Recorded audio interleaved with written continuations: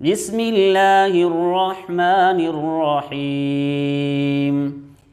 نون والقلم وما يسطرون ما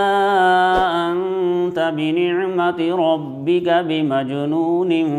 وإن لك لأجرا غير ممنون وإنك لعلى خلق عظيم فستبصر ويبصرون بأيكم المفتون إن ربك هو أعلم بمن ضل عن سبيله وهو أعلم بالمهتدين فلا تطع المكذبين ودوا لو تدهن فيدهنون ولا تطع كل حلاف مهين هماز مشاء بنميم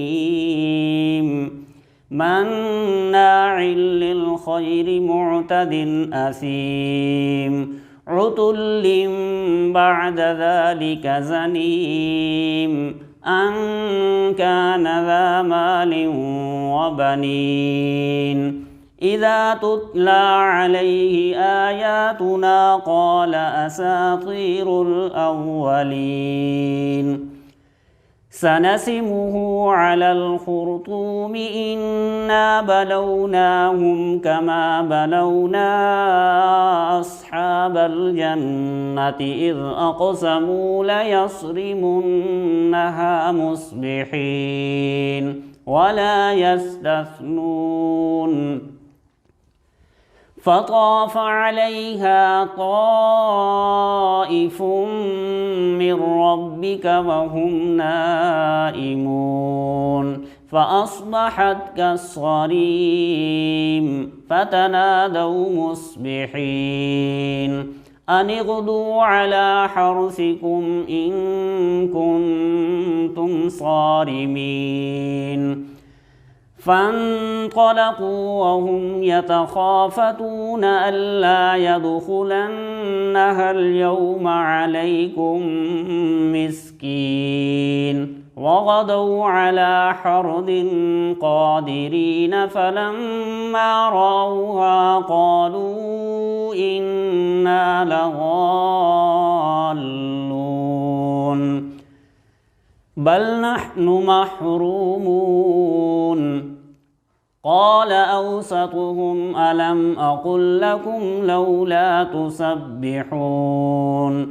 قالوا سبحان ربنا إنا كنا ظالمين فأقبل بعضهم على بعض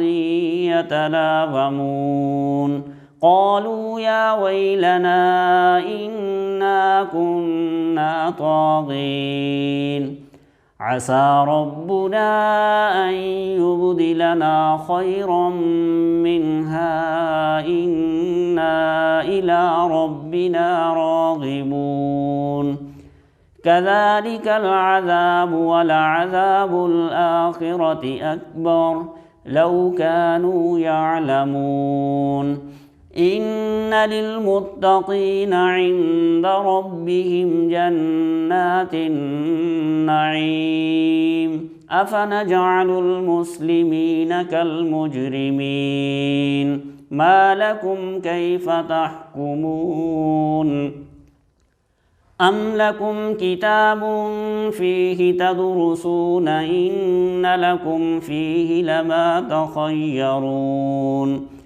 أم لكم أيمان علينا بالغة إلى يوم القيامة إن لكم لما تحكمون سلهم أيهم بذلك زعيم أم لهم شركاء فليأتوا بشركائهم إن كانوا صادقين يوم يكشف عن ساق